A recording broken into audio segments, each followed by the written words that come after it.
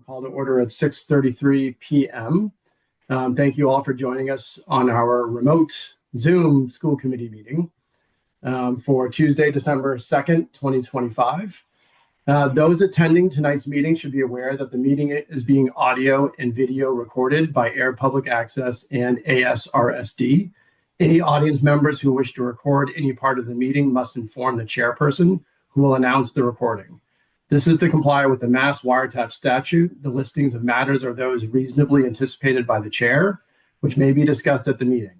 Not all items listed may, in fact, be discussed, and other items not listed may be brought up for discussion to the extent permitted by law.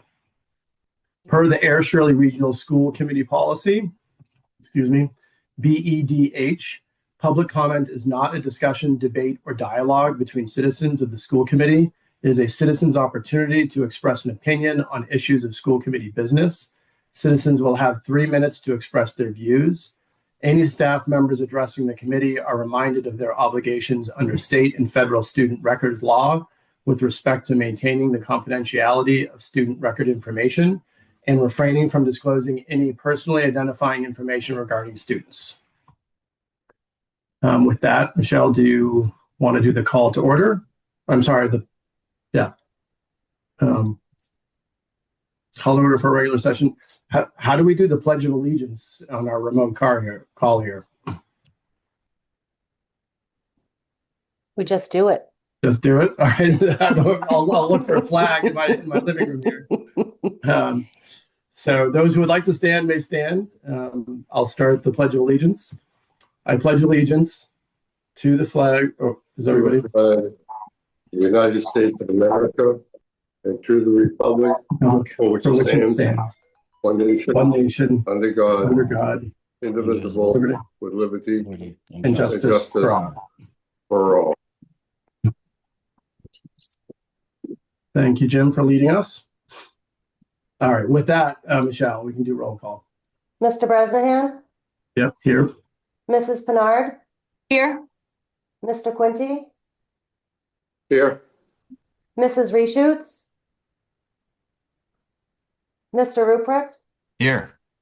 Miss Span? Here.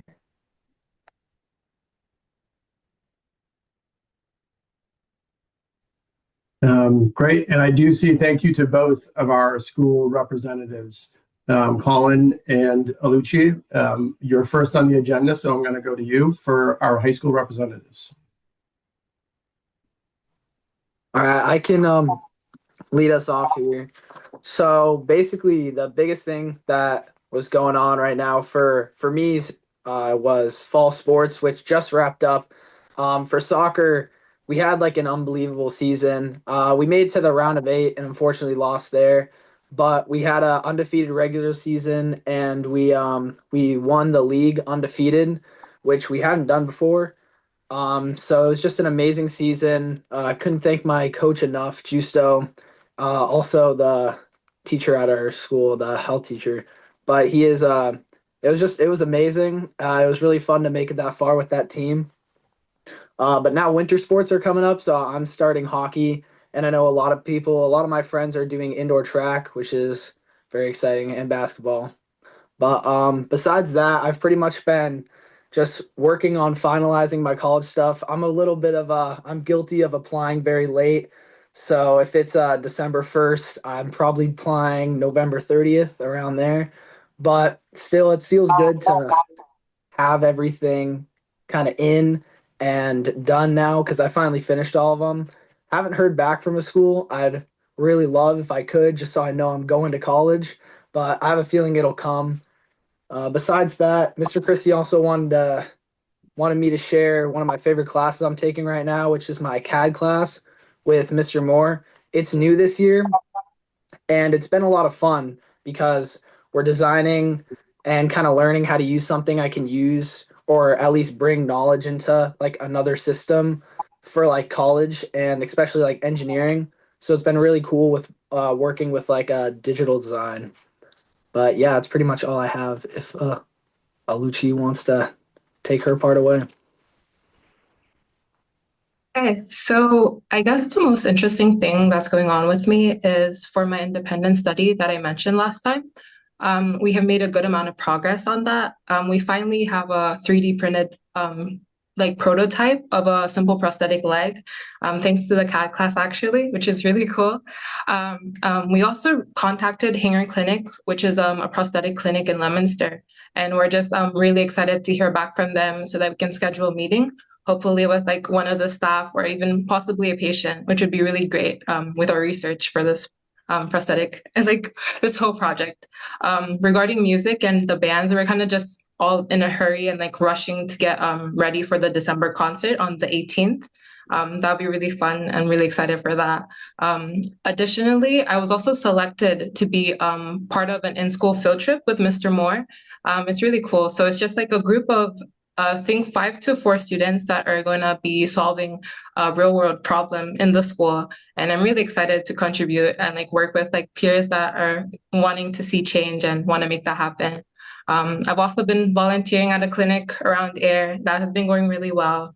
And so far, for one of my favorite classes, I would have to say AP Computer Science with Mr. Moore, just kind of funny. But we recently just got done coding to make a ladybug, actually, which is really cool. So yeah, thank you.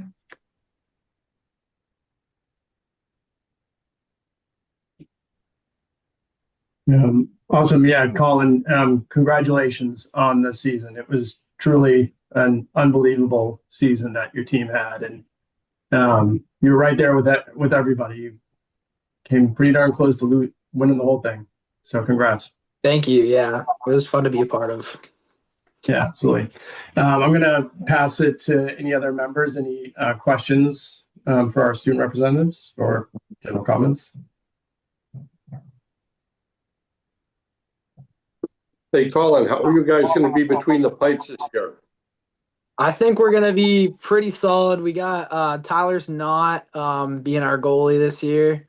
But we have some other guys lined up. But we have even though we had a lot of seniors leave, I think we're looking pretty strong in terms of how we saw a lot of the underclassmen develop from Lunenburg. Like a lot of those guys are really good now. So I'm excited to play with them for sure.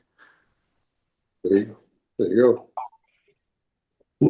Colin, what you use some CAD software? Just curious, what do you guys use in the class? We use Onshape, which is like, I guess it's like kind of like a lot of people use it for like an introduction into like the computer design platform, but it still can be used for like actual production like uses. But normally what they use in college is I'm forgetting it now.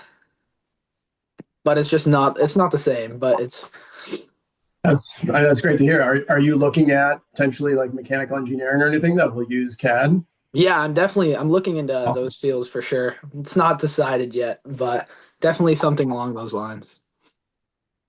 Right. Alucci, can you tell me a little bit more about, I think you mentioned almost like a field trip with Mr. Moore, where you're going to be doing some of the problem solving.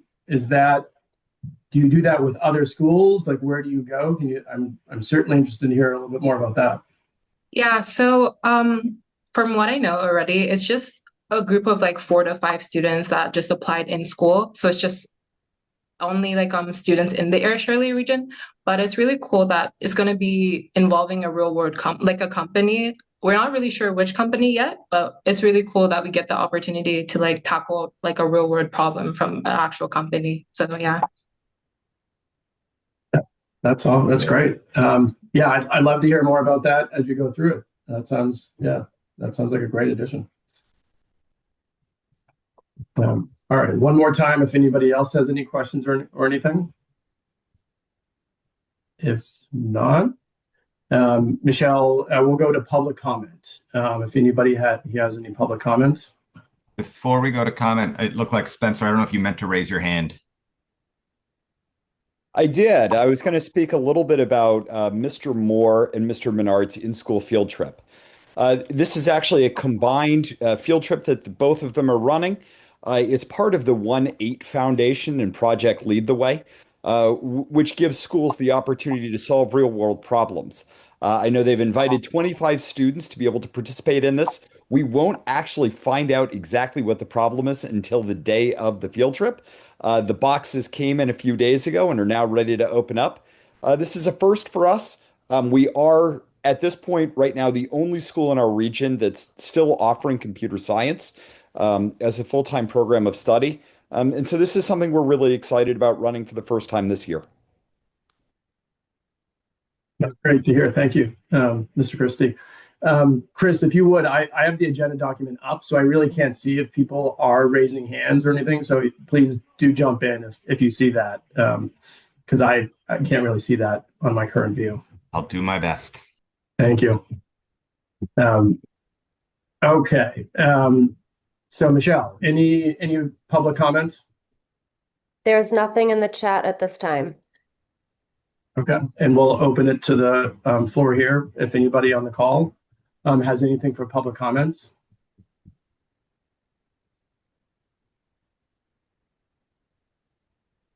All right.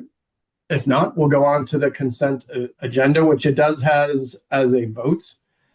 I want to just do a quick check, Michelle. I assume it's correct. I only see that we're voting on the November 19 regular session meeting minutes for release. There are no public warrants or anything else for the consent agenda.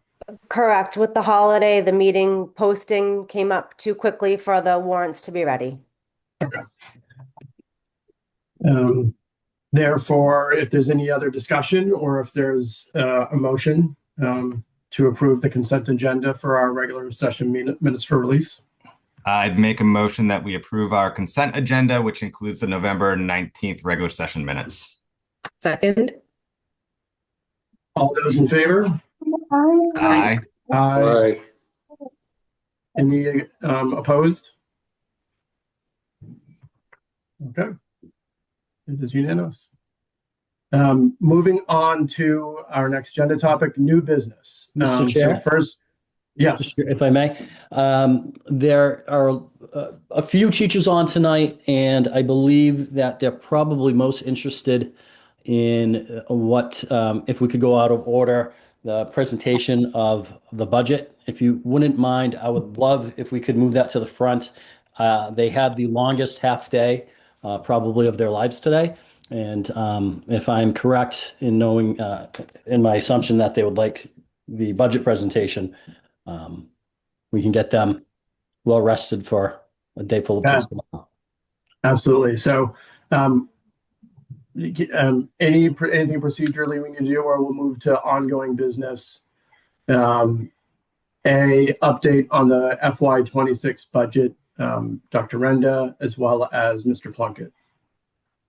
And our guest, Mr. Daniel Dede as well. Thank you. So as you are aware, we are operating under what is a very tight budget this year. We typically run very lean, and it is not uncommon for us to freeze the budget. It is a little uncommon how early we froze the budget this year. What we found was many of our projections were off, and then just the price of everything has skyrocketed. For instance, our transportation, our out of district transportation is $70,000 a month. That's what we're spending right now. Our property insurance went from just over $100,000 a year to $150,000 a year. These are just two examples of some of the extraordinary increases. Excuse me, that's my dog barking. This is the fun of Zoom. Insurance is up. All of our utilities are up. And of course, we did have a new contract with the teachers, which did increase our overall payroll, though well-deserved. Because of this shortfall, we wanted to bring in some outside help to take a fresh look at the budget, look at what we were doing to make our projections and to prepare our budgets, and to really get some insight on how we could do that better. With that being said, we found Mr. Dan Dede, and I will turn it over to him so I can mute immediately. All righty. Thank you, Superintendent, and good evening, everyone. Dan Dede, retired school business official. As Superintendent stated, I'm here in the district for two reasons when he engaged me towards the latter part of October. Number one, to review the FY26 general fund budget. to truly understand the numbers as they currently exist and to determine the level of the shortfall, while at the same time build a foundation for FY27 and thereafter. I should also point out that my presentation here is essentially the same presentation, the same document that I shared with the committee in the packet, and also was sent out to the committee by the superintendent earlier today. I should also point out again that as I go about my presentation, I'm happy to answer any questions, or if you'd like, I can take your questions at the end of the presentation. All right, back to square one. Again, several reasons being brought in. Number one, to look at the FY26 budget and to drill down. And secondly, to review the district's current financial practices and to make recommendations on how to make good practices best practices. Tonight, I will provide the committee with a high-level overview of my findings. Administration and I will present a much more detailed discussion to the school committee at the second school committee meeting later on this month. My work involved a detailed review of a number of financial documents. For example, I reviewed the district's FY26 budget as submitted to the school committee, the member towns, town boards, and town meetings. I also reviewed the district's FY26 budget book presented at last year's town meetings. I reviewed the district's FY23, 24, and 25 end-of-the-year reports.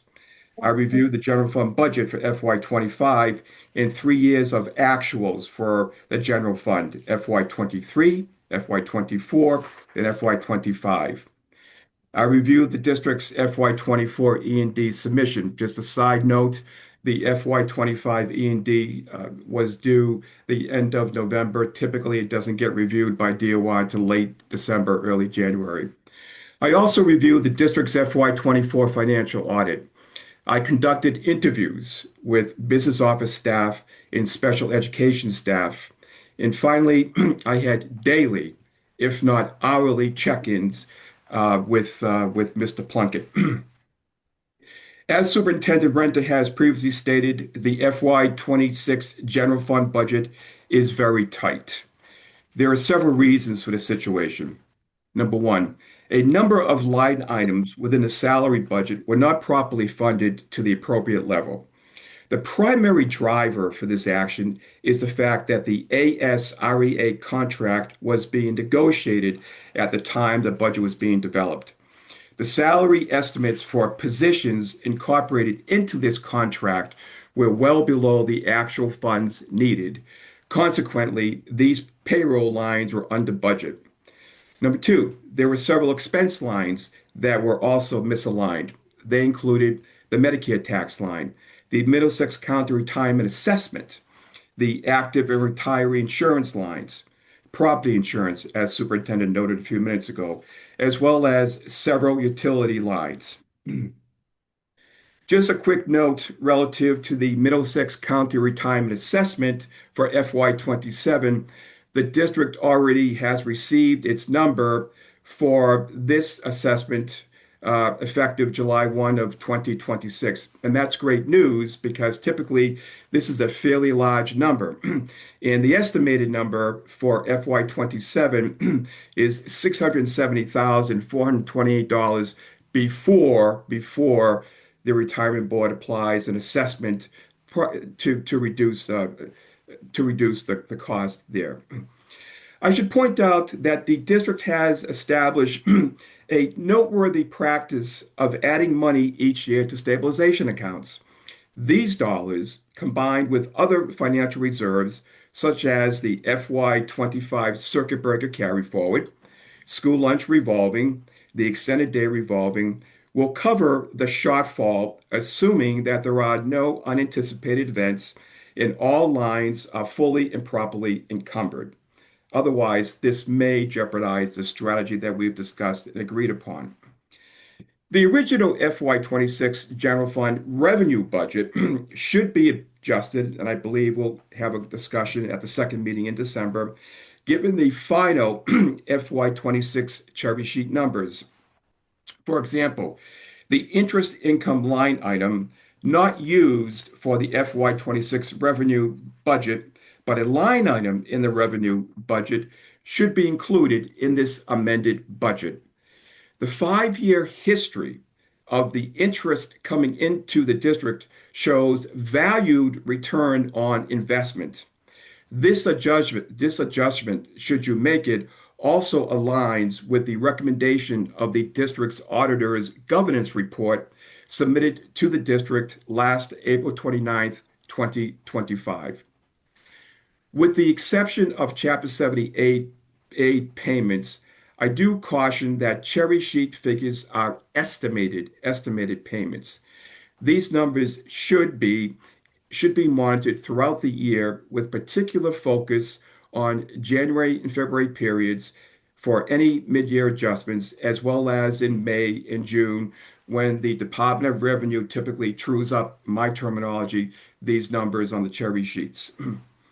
On the expense side, the district should pay particular focus to the school choice in revenue and the school choice out assessment, charter school receipts, and the charter school assessment, and of course, regional transportation. The district has the ability to monitor these numbers by tracking the monthly aid payments. And I recently submitted a document to Mr. Plunkett that he could use to track these aid payments from the Department of Local Services. With respect to best practices, I've submitted 2 installments of suggested best practices to administration. I plan to submit a final installment on or about December 5.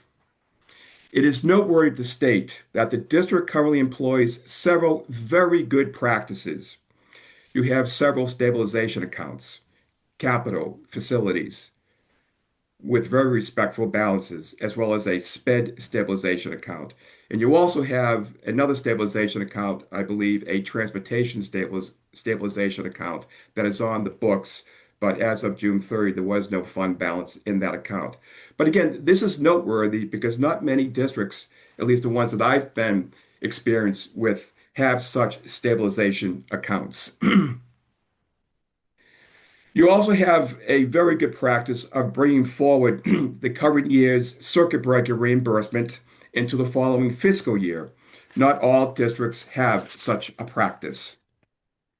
That said, I've recommended a review and possible implementation of several areas of focus relative to the district's financial practices. With each area, I've identified the item, for example, the general fund, expense, and revenue budgets. I then have given a brief summary of my findings and then a recommendation relative to that item. This is a sampling of several of the items that I have submitted to administration in the past month thereabout. Number 1, the development of the revenue budget, the development of the expense budget, staffing in the business office, careful review throughout the year of all funds, the creation of a treasurer's monthly report, the creation of a business finance subcommittee, a revised packet of material from the director of finance for school committee meetings, a review of the current practice of weekly grants meetings, the annual submission to the Department of Revenue of the district's excess and deficiency, the creation of an annual financial calendar, expanded use of business office staff in the development of the annual budget, and last, delineation of deadlines for both the payroll and expense warrants. That concludes my presentation, Mr. Chair, members of the committee, and I'd be happy to answer any questions, or myself and the superintendent and Mr. Plunkett as well. Thank you, Mr. Chair.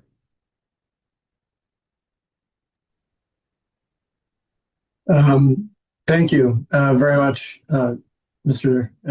Dede. I'll open it up to the other committee members. Any questions?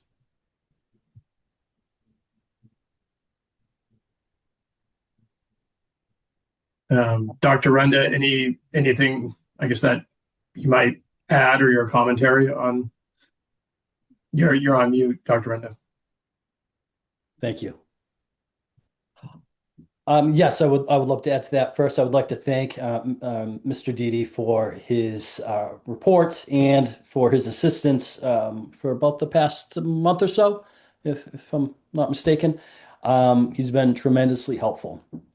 So, once we apply our offsets, which is the circuit breaker, the school lunch funding, and this is some great news, with the help of Mr. Didi, we have, and one of the reasons we will need to recertify the fiscal year 25 budget in the next school committee meeting is we were able to identify 400,000 in additional revenues through transportation payment that came in early July and additional Chapter 70 funds that we have did let school committee know about that.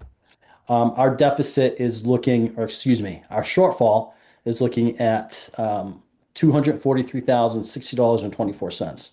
The reason I'm saying that is good news is that is manageable as of today. We have very healthy reserve accounts in capital stabilization and sped reserve. We also have some revolving accounts that we can dip into if needed, including extended day and building rental. We will be asking school committee to approve the use of $200,000 in capital stabilization and $150,000 in the special education reserve fund.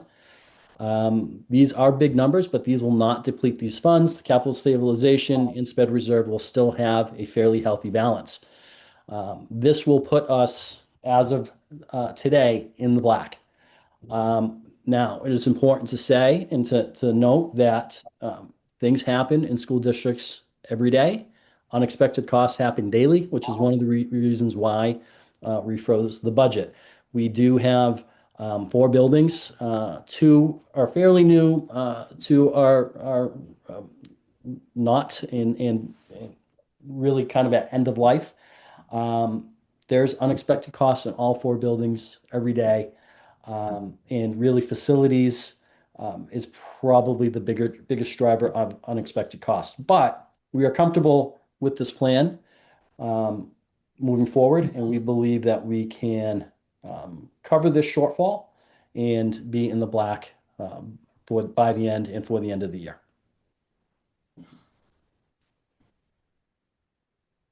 Thank you, Dr. Rundle. Kevin, can I ask a question? Yeah, please go ahead, Chris. Mr. Didi, you mentioned the formation of I think you said either a finance or a budget subcommittee. And I'm curious, in other regional districts where they have done something similar, like who sits on that subcommittee? How do you normally organize a group like that? Or how have you seen other districts organize groups like that and be successful? So it's a great question. And it's been my experience that in the regional districts that I've been a part of, and they are 3, there's always been an established, call it what you want, budget subcommittee, finance subcommittee, again, call it what you want. Those are my terms. And I don't know if you have a policy that speaks to this or a bylaw that speaks to this. And if you don't, then I guess that's a suggestion as a starting point, if you will. And typically, it's a small committee, 3 people, and it's been my experience that the chair of that committee is someone with very, very strong financial background. I've worked with chairs who have been CPAs or accountants or what have you. You don't have to be, but I'm just saying that that's been my experience.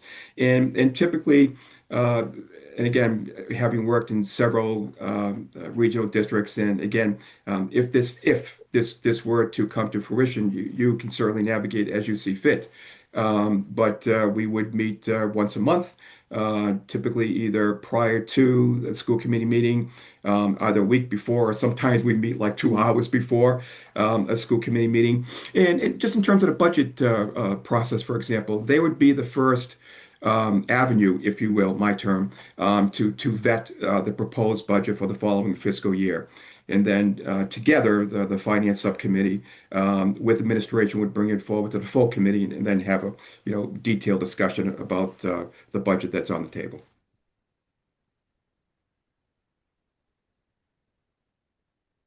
Any follow-up question there, Chris? Yeah.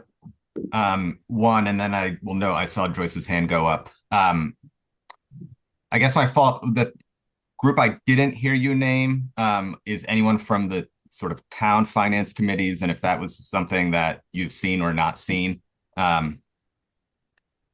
So through the chair, the finance committee, let's just work with that terminology for the time being here. Sure. Yeah.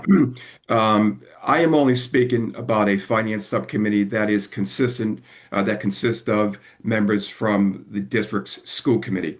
Okay. And it would be independent from a finance committee of the respective towns. Okay. Wonderful. Thank you. And it sounded like Joyce, did you have a question? You're on mute.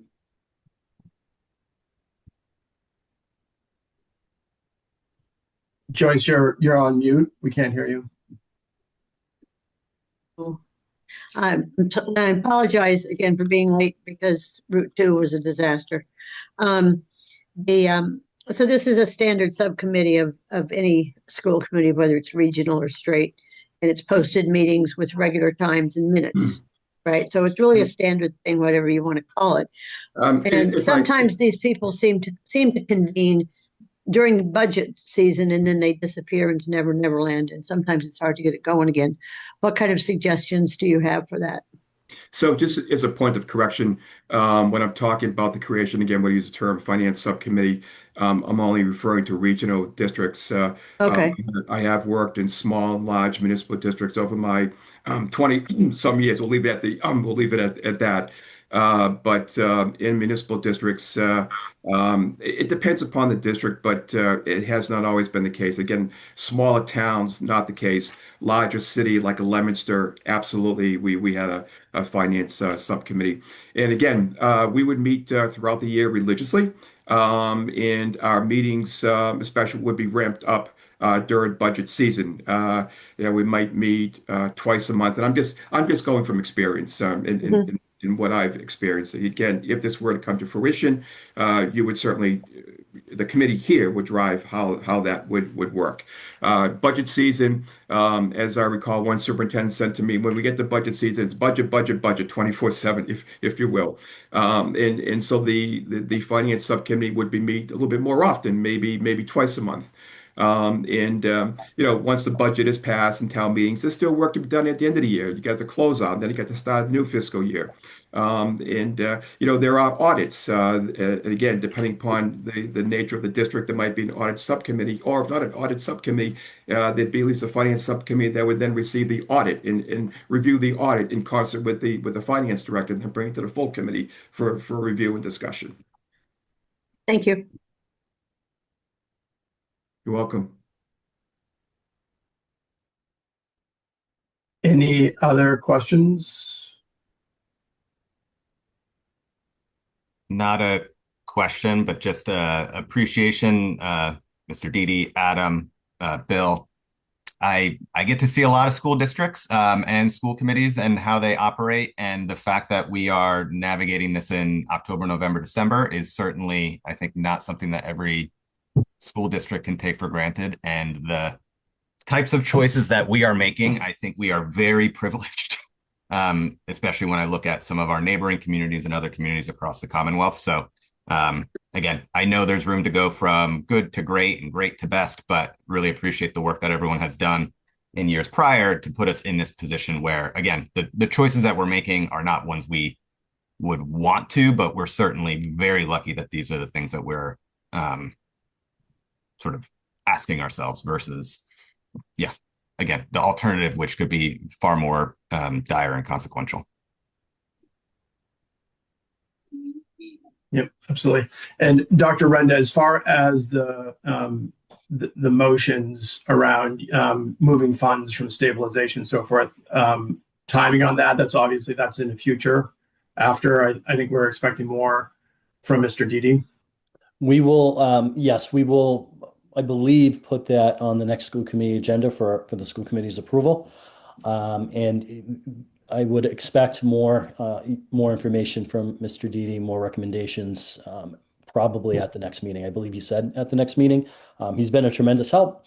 We need to, this isn't that unexpected. When you operate on such a tight margin, it's going to catch up eventually, and just the cost of everything has caught up with us. So knowing that, and knowing that we kind of have to change a little bit how we do business, we needed to bring in a more knowing other for that. And so Mr. Didi's that guy, and so far it's been a big stress relief for me. I can probably say probably for Mr. Plunkett and Mr. Cleary also. And hopefully this plan holds, and we don't have any big unexpected costs, but there will be. So we appreciate his fresh set of eyes, and we will keep you updated at every meeting. We'll have some type of update on how this is going. And that's actually one of Dan's recommendations about having a treasurer's report and a report at every school committee meeting, which we plan on implementing. Okay. That's it. Great. Thank you, Dr. Turner. Thank you, Mr. D. Unless there's any other questions, anybody just please unmute and jump in. We'll go back, I think, to our listed agenda, which we were moving into new business. And the first topic there was the 25-26 school improvement plan for Laurel A. White Elementary School. Principal Jenna Larenga. Yes, hi, I'm going to share my screen. And I'm sorry, I'm sure I just mispronounced your name. So not to worry. It's Larenga. It's 4 syllables. I always tell the kids. I thought so. Yeah, Larenga. I cut it short. Apologies. No, absolutely no worries. I just want to start by saying thank you so much for having me come tonight to present and to just express the start of the school year that I feel we've had has just been so positive. And the school I inherited is already in such great shape that I can't take any credit for it. That's Beth. So I just want to acknowledge that as I start my presentation. But looking towards the rest of this year, we'll start with our reasons to celebrate. So you can see that accountability wise, we go up, nicely incrementally over each year. And again, that's something I was lucky to inherit.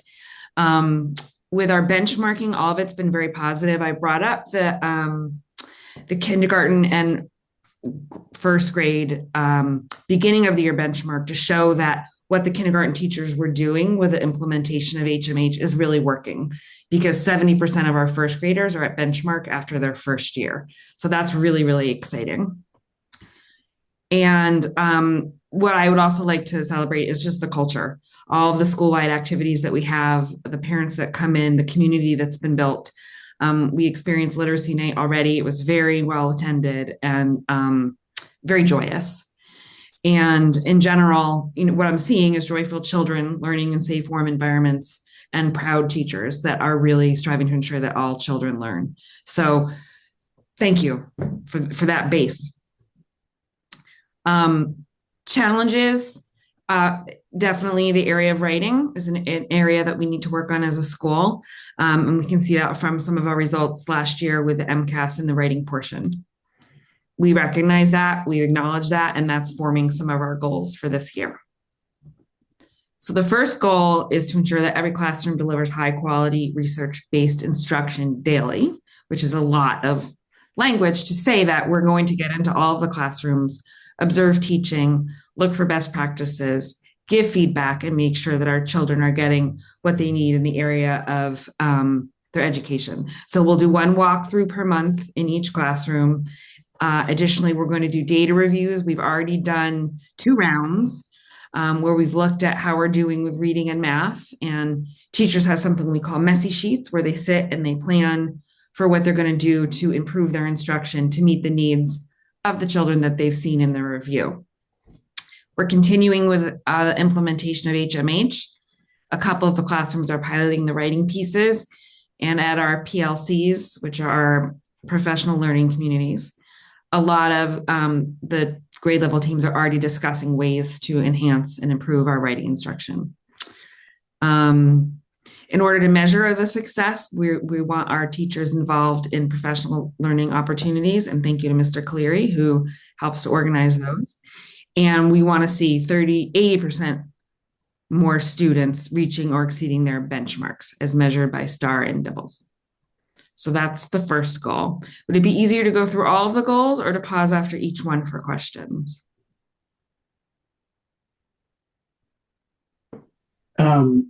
I would say if you want to continue, and I would just welcome any of the committee members to just jump in if they have questions. Great, thanks. The second one is to improve the social and emotional well-being of all students. This is a high up priority for me. So we're implementing and sustaining the positive behavior intervention system, our golden pause and our green pause.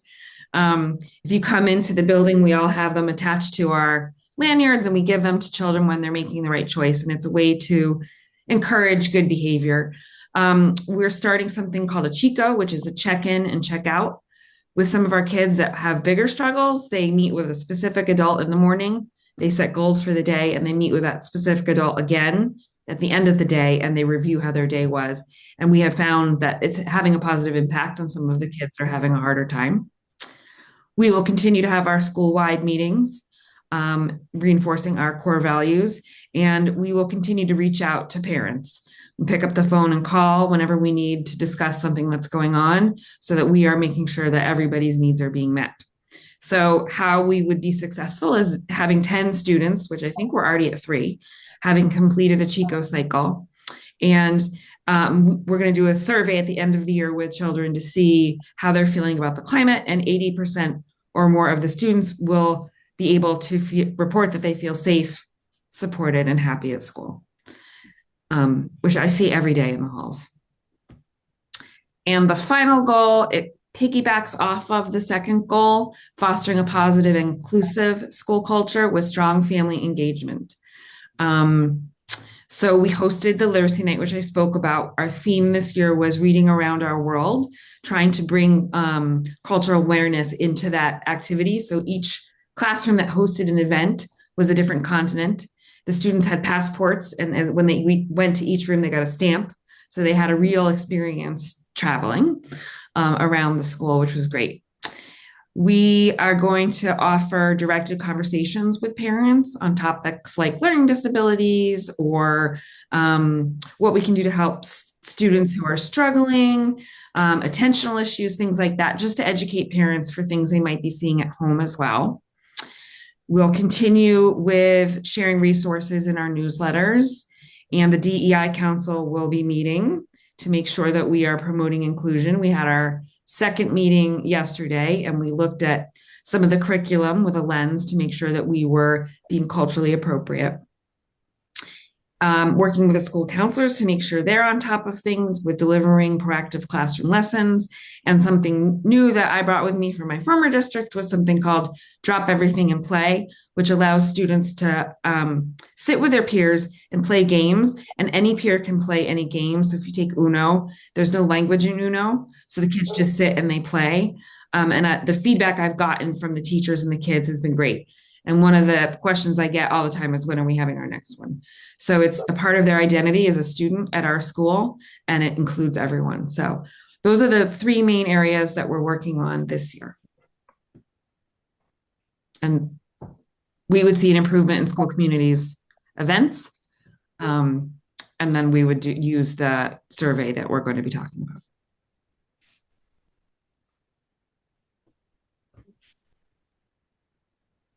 Good, great. Open it to our committee for questions.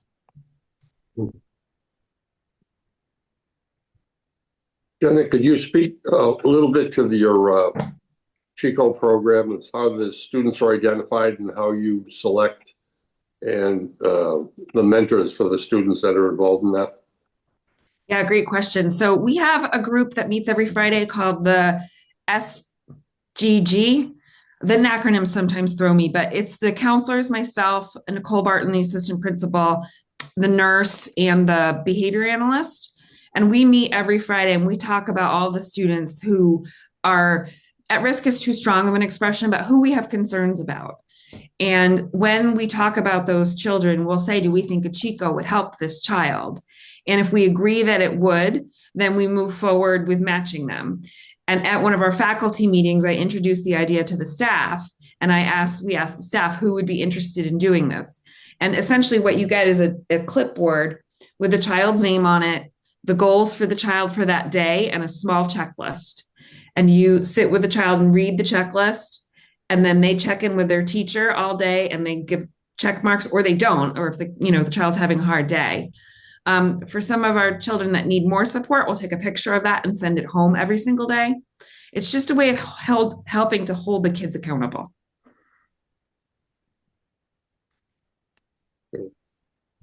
And it must be a big advantage to hear that from someone that other than your 100% classroom teacher all the time. Definitely. And it helps. One of the things that's really important that the research shows matters is that kids have more than one person that they can identify as a caring and trusted adult. So this automatically provides our some of our vulnerable students with that easy for them, because it just kind of happens. Thank you. Mm-hmm. Hi, Jenna. I'm just interested, I guess, in some of the things that you're implementing here. Are any of these things that you've brought with you that you've implemented or just participated in past school systems, and bringing them here as they're effective? Just curious. Chico was definitely something that I experienced in a different school district, and we saw really, really good results with our students. And it started because we had one child that we were talking about every week on Fridays, and I thought this would be a good Chico student. And it is a well-known intervention in the counseling world. It just wasn't one that we formally practiced. So we named it and moved forward with that. Drop everything and play was also something that I brought along with me. I'm looking forward to leaning into the community garden as something that you already have that we can use as a resource to build on these things as well. Great. And I think I saw for some of the engagement, it was on one of the last slides where you were looking for, I think, was it 65% participation in some of the activities? In some of the parent events, yes. I mean, maybe it's the pessimist in me, but that seems like a very high. Like, do we have an idea of what the current rate is? Because I feel like 65% would be an amazing number. I felt like it was kind of high myself, to be honest. And I was so excited about Literacy Night, we didn't have anybody sign in. So, and the RSVPs were not at all related to how many people came in. So going forward, I'm going to be sure that I have a good head count, but I totally lost sight of that with all the excitement. But I will measure that going forward, and I'll be interested to see how close we get to 65. That might be lofty. Just FYI, I don't know if anybody can tell, but my lights are blinking here. So if I go offline, someone else will need to be prepared to jump in here, because I am in an area where we don't infrequently lose power and snow. All right. Anybody else? Questions, comments? I have two comments. I think two things, and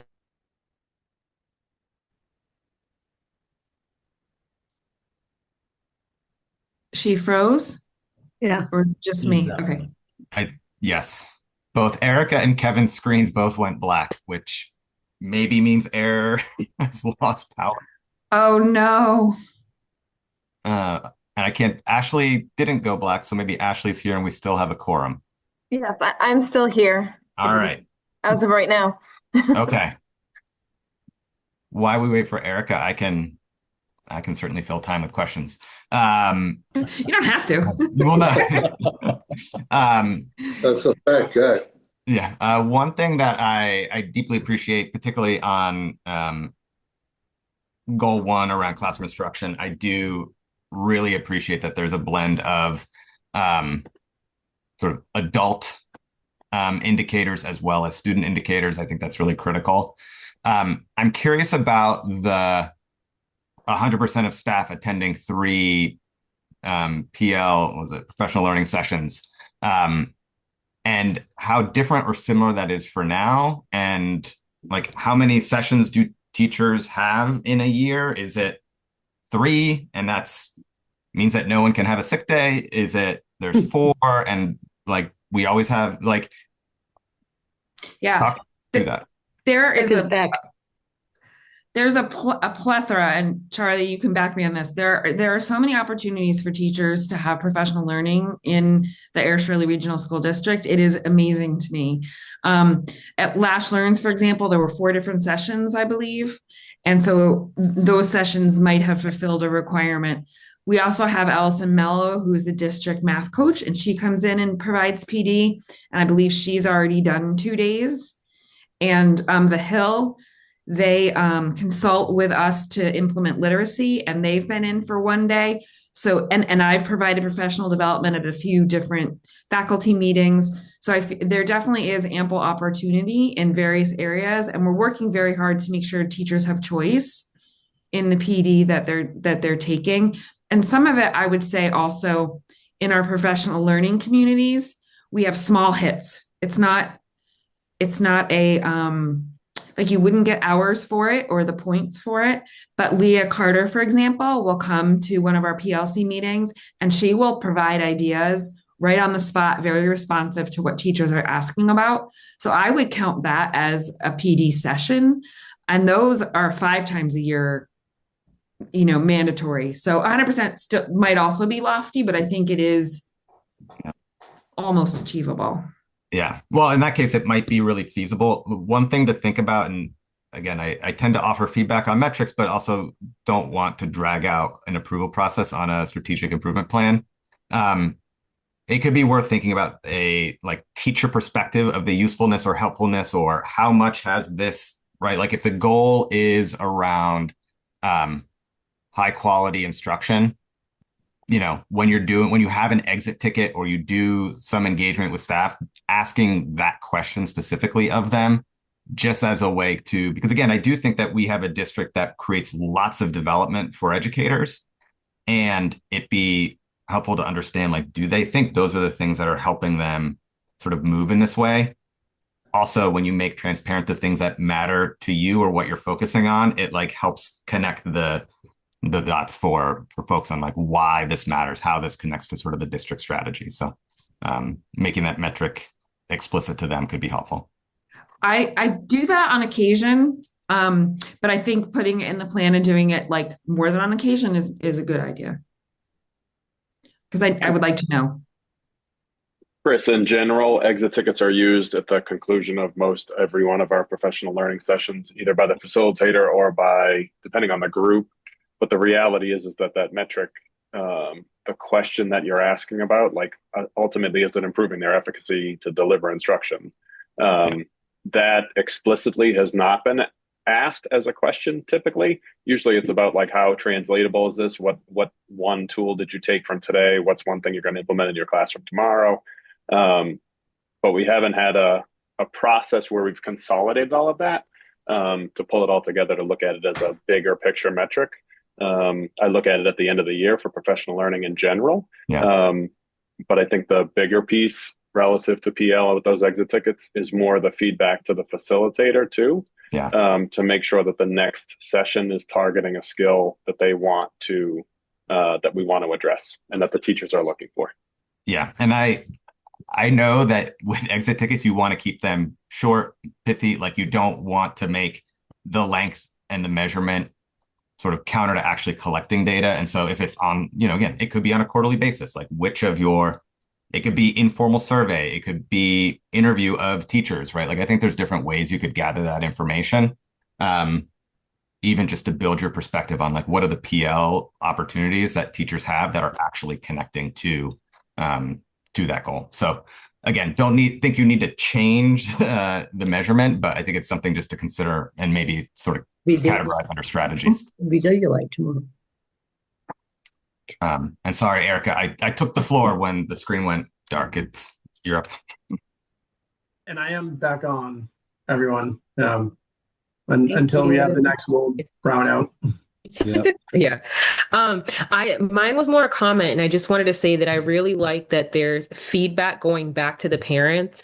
One of the things that I have seen be helpful is when the same language is being used at home as in the classroom, because sometimes when you have the tier 2 and tier 3 students, sometimes because there's a disconnect in language between what's going on at home and what's going on at school. I used to call it the data download for Rihanna, especially during elementary phase, where if I wasn't using the same language, it actually would take me about a good 30 minutes to figure out what was said to her at school, how she was interpreting it, and then what I was saying at home and where the disconnect was. So I really like that you have the feedback going back to the parents, and it makes it a lot easier for the kid to translate their world or have context in their world all day long.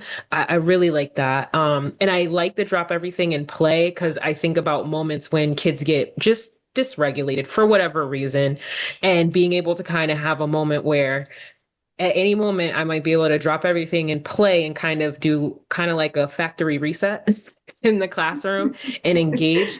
Sounds really great. Thank you. I forgot to mention too that our Panther leadership team, they've taken on the role of going to kindergarten and first grade during Drop Everything and Play, and they help the kids play the game. So it's also been like organically building community, which has been very cool to see. Awesome. Thank you for your comments. Okay. Any other questions for Principal Larinaga? I'm just going to say Jenna because I'll never get through the last name. Your literacy night was held how deep into the school year? October, November? I'm sorry, I didn't hear the first part. Your literacy night was held when? You said you It just was had held during the book fair. I think it was school committee when I was supposed to present. So it was like the 18th of November. Yeah, so it was just last week or so. Yeah. So and then on math night, do you have an idea? Do you have anything like that on the calendar? And if you do, let me know. Okay. Thank you for all you do. Yeah, you want to come? That'd be awesome. We'll play some games. Best thing I had was the art show last year at Laurie White. Yeah. Thank you. Okay. Thank you very much for. Go ahead. I just had one quick question on the looking at the writing portion of the MCAS, the differences between 3, 4, and 5, how they go up 15 points for each one of the grades. Do you think that is a curriculum driven? No, I think it's when you come to third grade, it's the first year you take a test. And it's the first year you do any of the things. If I'm remembering my numbers right, that's the lowest, right? So I would fully expect that to be the progression. Right. But the standards are set for what we would think a third grader should be able to accomplish, right? I mean, so I would hope that the third, fourth, and fifth grades are at levels that, you know, the tests anyway are set up for what the expectation is. I think during the, Mr. Quinty, if you recall, when we had presented the MCAS information, we had highlighted some of the writing challenges that we're having, making a kind of a goal across the district. I think looking at the different grade levels, our focus predominantly with the HMH, the ELA curriculum implementation has been very much on reading over the past couple of years and getting folks acclimated. And that has come to an extent at the expense of writing. And so we wanted to really make a strong emphasis on writing and put that up as a more of a focus area for a goal. And so when we talk about the work that we're doing, even in PLCs and even tomorrow during our half day, there are grade level team meetings that are happening about writing because they've already implemented a first writing project to start this school year.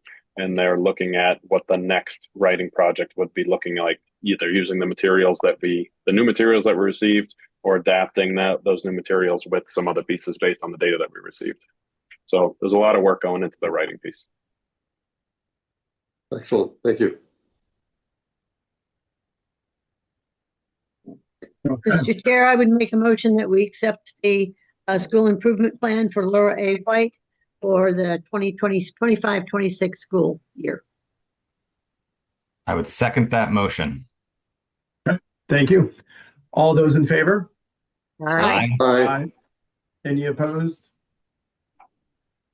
Right. Ding. All unanimous. Thank you all. Thank you. Thanks, Jenna. Okay, so next up, let me pull up. We have proposed revision of policy IKF, competency determination. Mr. Caleri. Thank you, Mr. Bresnahan. I'll just share my screen. I think you all have this in the packet, but it might be easier to have it on the screen to also look at. Can you all hear me? Just making sure. Yes. Yeah. Okay. Awesome. All right. So you may recall we had talked last year about the competency determination after the vote in November, where the folks decided to disconnect the performance on MCAS from receiving a diploma. And so the committee at that time, we developed an updated graduation policy, and we developed this IKF competency determination policy as well. So at the time when the school committee passed this policy, there was very little guidance provided from the state and from the Mass Association of School Committees regarding the competency determination. Since that time, there's been a new commissioner, there's been a new point of emphasis, and there's been and there's also a secondary governor's council that's focusing on graduation requirements. And so as a result, there've come out some additional requirements that connect to the competency determination, which necessitate a change in the policy, or at least an update to the policy. And so I provided in the packet a copy of what would be a revision to this policy. It makes it look longer with all the strike throughs and the red and so on. But the short of it is that the state is asking us, and we have to submit by the end of the month, December 31st. We have to upload a copy of our updated policy to what is their GEMS system as a means of them holding schools accountable to meeting the competency determination requirements that are articulated in the legislation. So not much, honestly, has changed in terms of the spirit of the policy. It's just a lot more words and details that are in here. So we basically had said that students, in order to meet the competency determination, need to meet that in each of the subject areas: ELA, math, science, and social studies. Social studies is a new addition that starts with the class of 2027.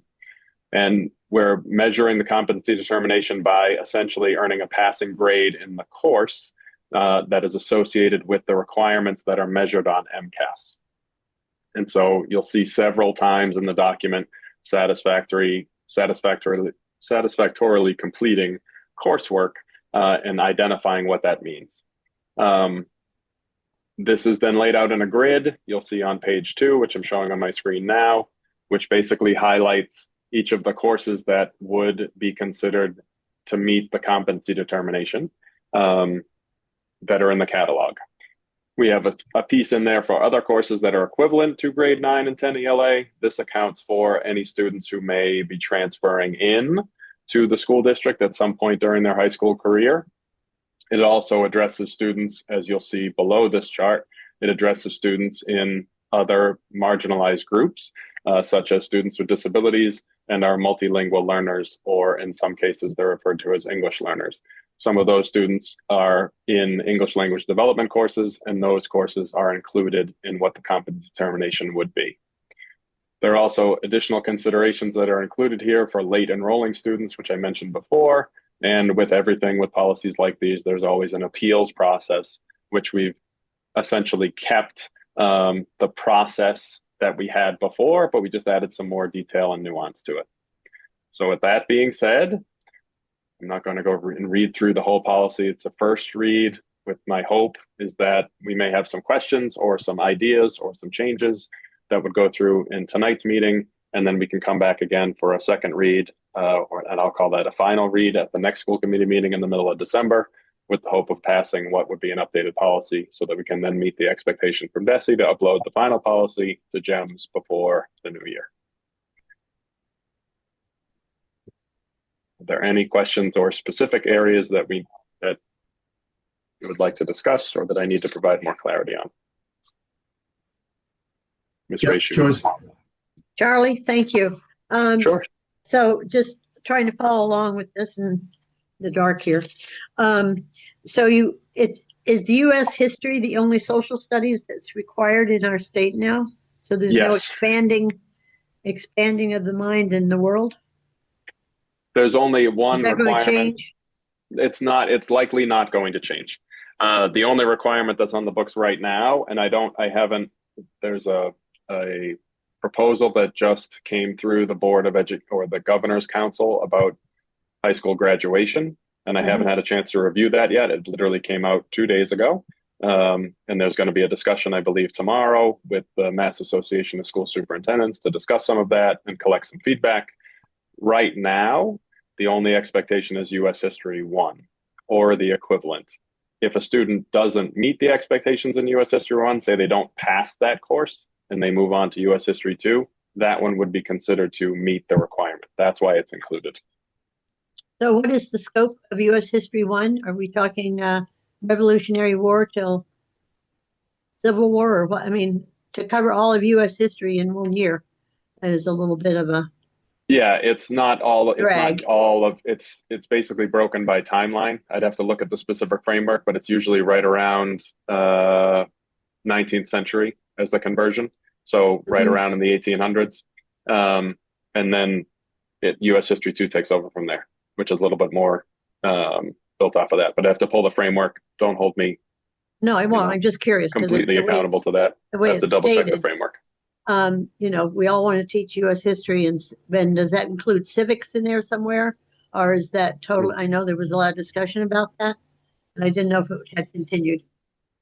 Civics is part of our 8th grade curriculum, and it's also embedded in our dollars and cents course, which is where the civics project resides to comply with the state law in terms of civic education. Okay, thank you. Sure. It is 1750 to 1877. I was close. I said 19th century, so not too bad. All we have to do is watch the show that was on in 6 episodes, doing all the Revolutionary War. So it only took 12 years to build it. We don't need to open any books. All there in more detail than any of us ever got in school. So thank you. Sure. So also, just to clarify, Mr. Caleri, is the revision, because I remember there being, I believe, last year, a lot of the requirements were outlined in what we reviewed. Is everything in red an actual revision, and that is what we in fact will need to review? Everything in red is new language. So what they're asking us to submit into GEMS is a series of responses to detailed questions, and they're essentially asking for the policy to include a number of these pieces of information. So I'm part of a Merrimack Valley curriculum leaders group, which is essentially assistant superintendents from across the Merrimack Valley. And we've been discussing this for the better part of a year. And several of us have already started this process. And so some have already had their policies approved by their school committees. And so that collective list or collection of policies has been helpful in constructing this one as well.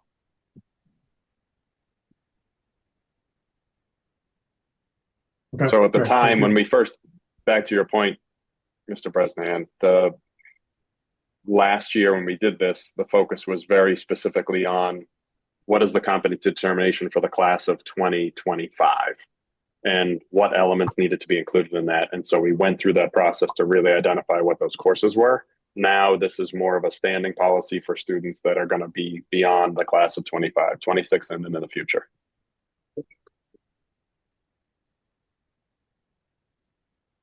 After reading this document, my takeaway was that your additions to the document were basically giving great detail to the information that like we already had, our current practices. That was my takeaway from this. And I just wanted to reconfirm that with you. Yes. Okay. And that would be very accurate because they're asking for, the state is asking for clarity around what does passing mean. And so they want that to be defined. And they've added additional components for final exams if those exist, or portfolios or projects that if those exist. And so our policy would have to include those options. That makes the document lengthier. Thank you. Sure. I didn't see anything in the document that says when we would notify students or parents of students that their certification, their determination may not be favorable. I know that I see that there is a date that you would have to appeal by, but there should be something in here that ties us to notification of students who are in danger by a certain time, so they can avail themselves of the appeal process. That is a great catch, Mr. Quinty. This is part of the reason why I really was excited to bring this to this group, because I know that several of you are very interested in policy and wording and so on. And this is why I use this as a nice opportunity to collect feedback. So that's a great contribution.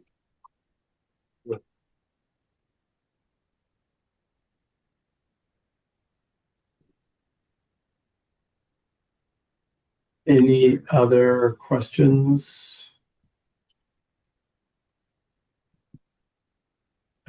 So as you mentioned, Mr. Cleary, this is the first read. Is there a time frame? Would you, by the the next meeting, would you like a review of this and any questions and possibly a vote at our next meeting, or what's the time frame for this? So at the next meeting, what I'll do is I'm going to go back and go through this again. And I noticed that there was like a typo earlier in the document. I want to remove some of the revision, the strike through piece, to make it a standalone document relative to policy. And then I want to add a component in there about the responsibility of the school district or the school to provide notice to the family as per Mr. Quinty's recommendation. And then what I would prefer is to have a second read or a final read at the next meeting, and then vote this in as policy at the next meeting in December.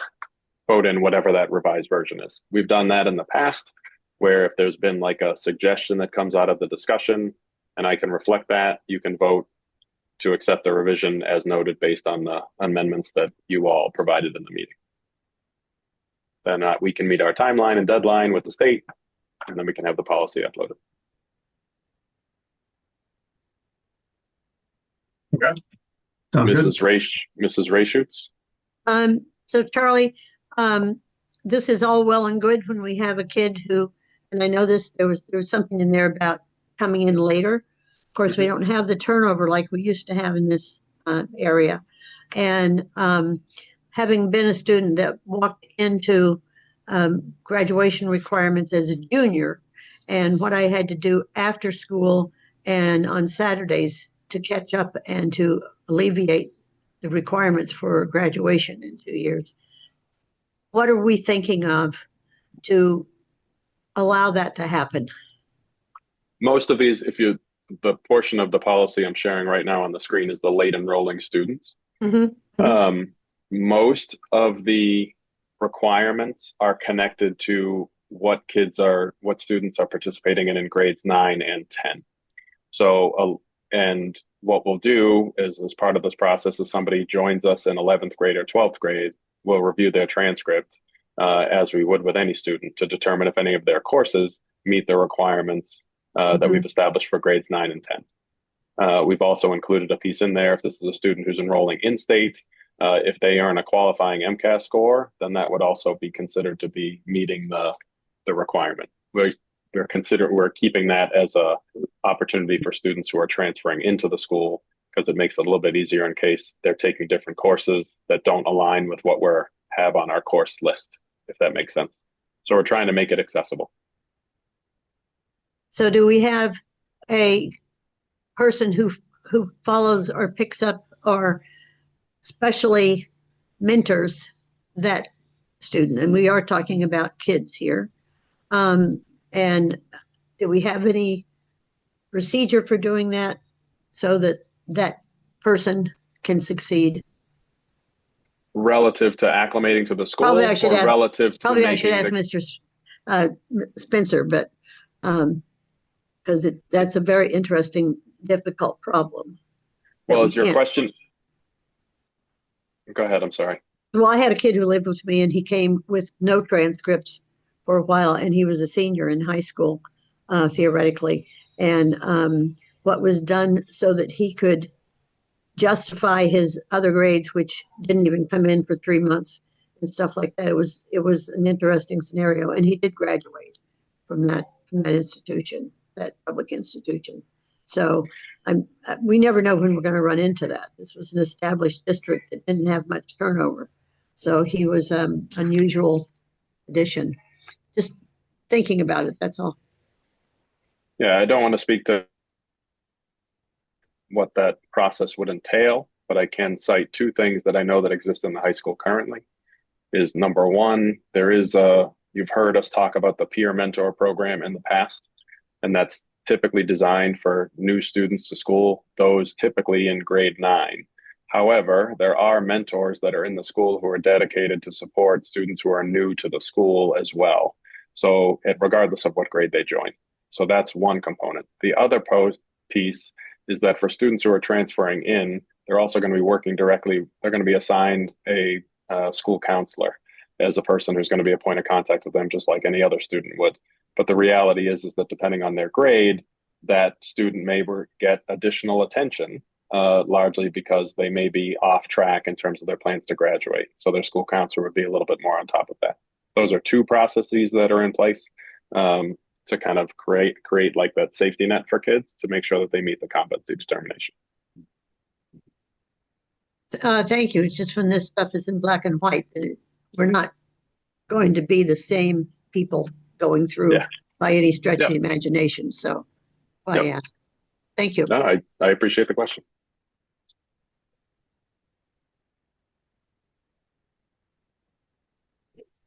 Okay. If there are no other questions. Yep. Thank you, Mr. Clary. Appreciate it. I'll come back at the next meeting with some updates to the policy, and I'll clean it up, remove the strike throughs and so on, and make it read a little bit more easily. So thank you for your time this evening. Well played. Okay, next up on our agenda, our superintendent's report. Dr. Renda. Thank you. This will be an extremely short superintendent's report. Mr. Christie stole some of my thunder with the in-district field trip, but rightfully so. He should be able to present that. Recently, I was able to attend the Page Hilltop and the Laura A. White PTO meetings. This was really just to kind of meet parents where they are already going to be. I did take the opportunity to present to them the memo that we had sent to the select boards about the budgeting process this year and our expected the challenges that comes along with that. The parents were fantastic. They were very supportive. They understood that the information coming out of Washington and our entitlement grants is frustrating and concerning, and the finances of the state and what we are expecting with Chapter 70 are also a concern. They are very willing to work with us and advocate for us during this budgeting process. And they also had the opportunity to ask some questions about anything going on in the district to me, though after I presented about forming this year's budget, it did take the wind out of the sails a bit, but lots of good things happening with the PTOs in both schools. It was great to hear. I look forward to attending additional meetings in the future. And we have some college announcements. So we'll get to those. Bridgewater State. University, Framingham State University, Catawba University, Keene State College, Penn State, Regis College, Roger Williams University, Salem State University, Springfield College, University of Hartford, University of New Hampshire, and Worcester State University. And that is all for the superintendent's report. Okay, great. Thank you, Dr. Renda. And so for our new business, so I'm sorry, bring up my ongoing, but moving to our ongoing business, we've already covered the topic for our FY26 budget. So next up for our ongoing business is the superintendent's evaluation. So I think as previously noted, this is certainly not the usual way to do these things in a very public meeting. So I know other comments where we certainly appreciate your participation in this, Dr. Renda, and of course in the past I've certainly seen that you are very open to the feedback and the process itself. So I appreciate your participation and willing engagement in this. So having said that, of course, we've completed a detailed evaluation, and Michelle, I'll be reaching out to you. We'll get you all of the detailed evaluations themselves. I have prepared an overall summary of everybody's evaluation, including general description of the scores in each of the assessment areas, as well as I've just pulled out a few of the highlights from the comments that everybody has provided thus far. So with that, let me go through in summary of, as everybody obviously has done this, there's a scoring portion of each one of both. The first section is the assessment of performance towards your own stated goals, Dr. Renda. So in general, for those assessments, I would tell you that the majority of the scores on all of your goals is that you have met all of your goals. There were a couple where it was we did make significant progress, and then there was also a portion where you were rated as exceeding all of your personal goals. Under the second section, which is assessing performance on standards, I'll go through each one of these, and there were, as you know, detailed both numeric, but also some of the comments. I'll get into the comments later in each of the performance standards within your evaluation. In these areas, for the first, under instructional leadership, you have pretty much scored right down the line as a proficient under instructional leadership. For management and operations, there were many scores that were proficient. However, the majority here gave you exceeding expectations within the management and operations. For the family and community engagement, the majority of scores were proficient. However, this is where there were a few scores that were outlined as an area for improvement. And then for professional and culture, it was pretty much almost exclusively right down the line as proficient in all of these areas. The overall ratings, therefore, across all of these scores was largely in the proficient category. To give you a few of the highlights that I pulled out of the comments section, overall, everybody is extraordinarily pleased, and we appreciate that the work that you do for our school district. We're very thankful to have you leading our school district and learning for our students in our community. Areas that there were definitely themes were one certainly that was commented in many was a very effective rollout of our new cell phone policy. It was a difficult and challenging thing to do in today's world in climate, right? There were comments that it was very well thought out. It was very research based and communicated very effectively to the community and overall handled very well. Even many students that we have heard from themselves had said that the policy was working. And in fact, they found that it really improved them being able to focus and pay attention in class. Another area where we certainly, you scored very high marks is very excellent and effective leadership through a very challenging contract negotiation process.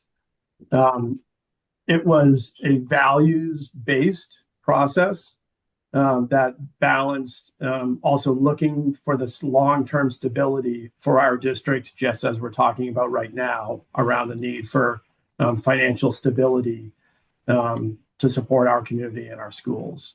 And it also is noted that it's a difficult thing to navigate those types of contract negotiations.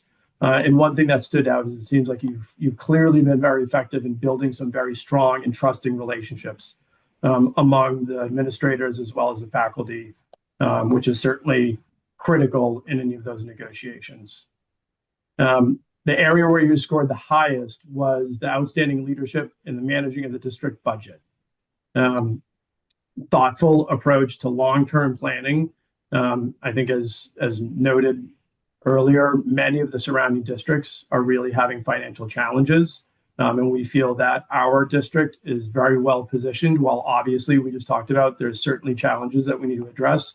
Overall, we've really appreciated the thoughtful leadership around managing of our budget and setting up our district for long-term success. Also, the effective leadership and outreach across towns and the community engagement around the budget is also typically something that is hard to navigate. And I think we see clear, outstanding leadership through that process. Getting to the area that there were comments for you to continue to look at and potential improvements is just some of the community outreach. While there's definitely been many areas that we have certainly seen community outreach, including attending some of the PTO meetings, the coffee with the superintendent, there's definitely been steps made there. Anything that we can do to continue to outreach to the community, and in particular, anywhere where a lot of times there may be members of the community that we don't normally hear from, continued focus and efforts could be made within the community outreach in that area. So those are my general comments and my summary, but let me open it up to any other school committee members that might have anything to add.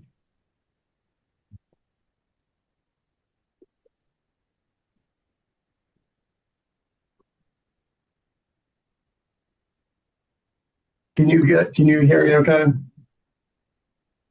Loud and clear. Okay. I just had another flickering light. So great. Erica, did you? Well, no, I was going to say you did a great job summarizing everything. So, but again, I think the summary that Kevin provided accurately reflected at least, my contributions or my perspectives. So.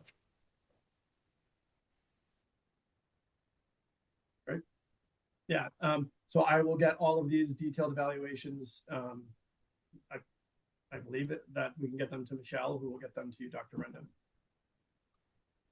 Thank you. I appreciate the kind words and the feedback.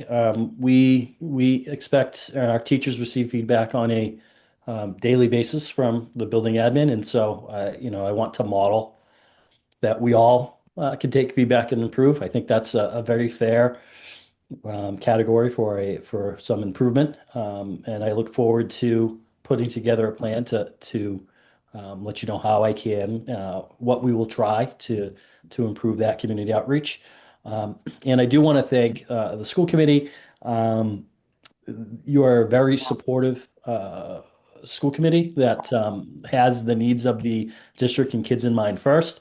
That makes it much easier for us to do our job. I am never coming to school committee expecting a fight. I'm expecting discourse and suggestions and support, and that's what we get. So thank you for that. The success of the district is really part of it is how highly functioning this group of school committee members is. And I watch many different school committee meetings, and it is not like this everywhere. So we appreciate that. Thank you. Yeah, absolutely. Thank you, Dr. Endo. Okay, so moving on to our chairperson's notes. I have no chairperson's notes for tonight. Are there any other topics for discussion that are not reasonably anticipated 48 hours in advance of this meeting? There's not. Anything from our members? I don't know if everybody saw that we finally have a representative on Neshoba Tech that was appointed through the selectman's office, and that's been a long time with not having representation. I think everybody might have gotten an email on it, but it came from the town manager's office today. So this has been ongoing, and it isn't easy, but we have one, so that's really good. Thank you, Joyce.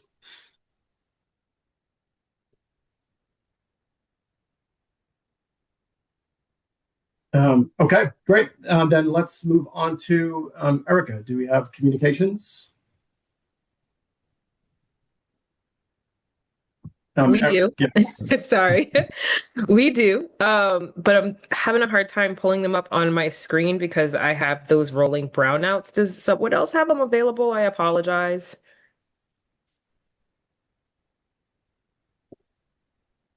Wednesday, December 3rd, we have a half day of school. There's no PM preschool. Lunch will be served. Dismissal times, high school 11:25, the middle school at 11:15, Laura White and Page Hilltop are at 12:15.